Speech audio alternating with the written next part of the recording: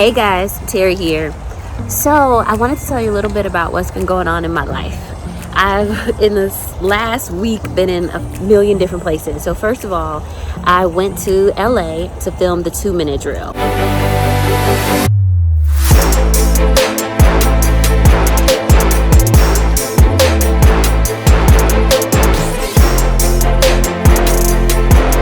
I'm Rory Kataya. I'm the founder and CEO of Verb Technology Company. We're a NASDAQ-listed technology company, software, and our big thing right now is shoppable video and shoppable live stream as well. And this show, in fact, this entire season of 2-Minute Drill is going to be shoppable. So for those contestants that actually have a product or a service, people can click on the screen and actually buy.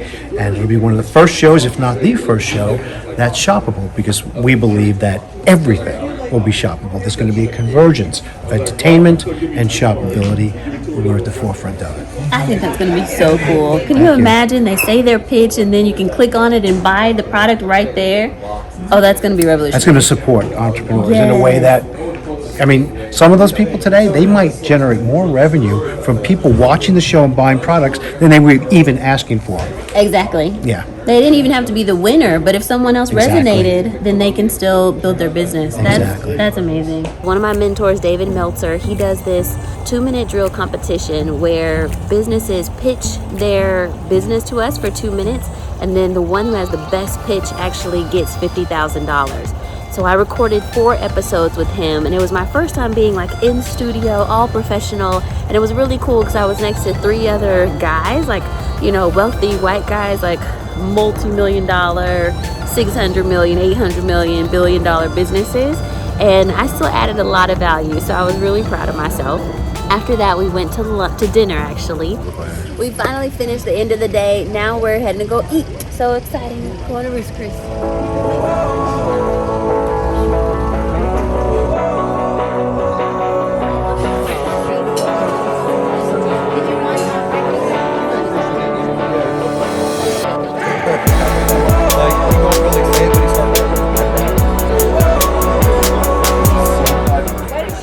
Listen, like when it comes to dinners, when it comes to getting invited to the table, everybody wants a seat. But what do you do when you actually get a seat? So I want to tell you right now, my thoughts on the dinner when we sat down, you know, with the amazing, you know, the judges that were on, you know, 2-minute drill, from sitting down to people behind the scenes, authors.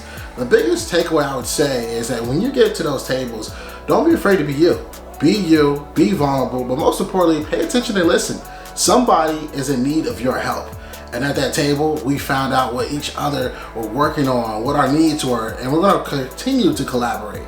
So for you right now, if you're watching this, you're inspired by this, mix and mingle. Don't be afraid to speak up. And the next day, I got a chance to interview Ryan Blair. Now, Ryan Blair has been at the highest of highs and the lowest of lows.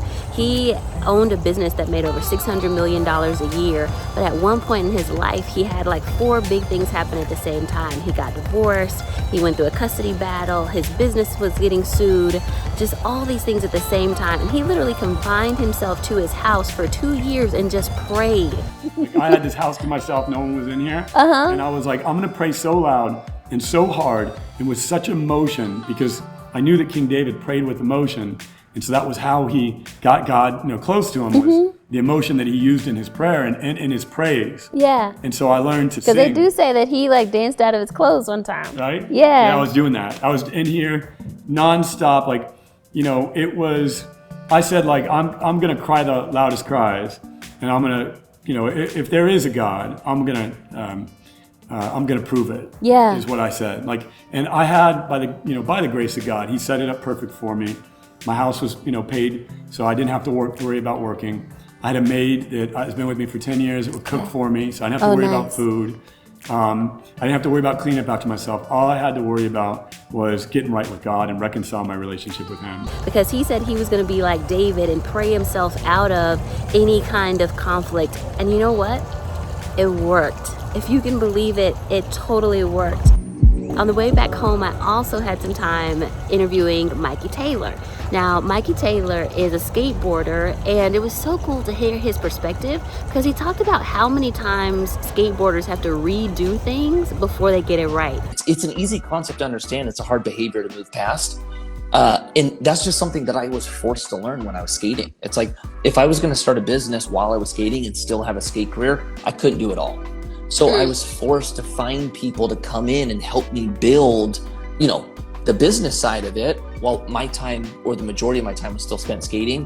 That was a perfect learning lesson for me, because then when I stepped away from skateboarding, the same mentality was there. How do I create something that I can ultimately walk away from? From there, I flew to Atlanta. And in Atlanta, I had a really phenomenal time because I did a photo shoot and captured a lot of content for IG.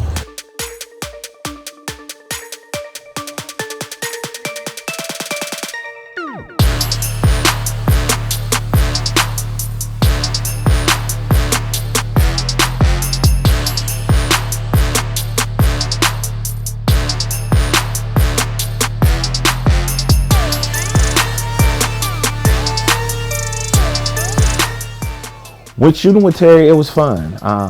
We kind of had to get used to each other within the first 5 to 10 minutes. And after that, it was like shooting somebody I was familiar with. We had a good time. She was really good to collab with, took direction very well. And we just produced some amazing imagery.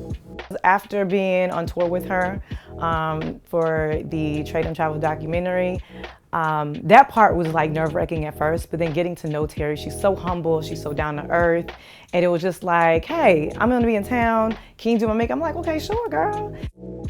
I feel like I've met somebody who's a homegirl, even though I'm working with her, doing her hair.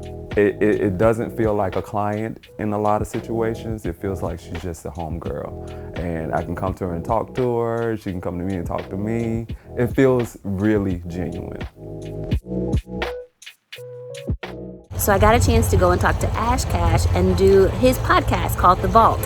That was super cool because the background on that vault is amazing. It's a literal vault door, like an old vault that opens up. And then Ashcast and I just talked about everything it pertains to mindset over money.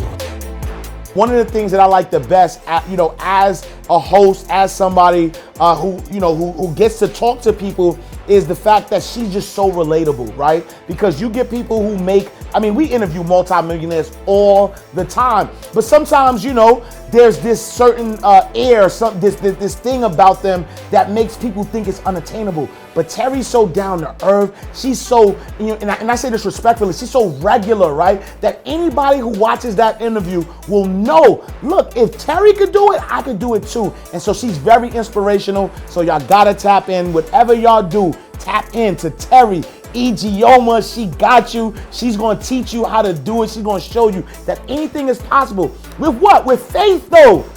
Right? She ain't just do this and just wake up. She's like, look, she got some faith. She's like, listen, I know my purpose. I know I'm a steward of this money. I know that I'm using this money as a vessel. And so there's a lot of mindset that we got from her. So it was really fun to talk to him as my brother and just get a chance to give him a hug in person. So just really good people. Great trip to both LA and to Atlanta recently.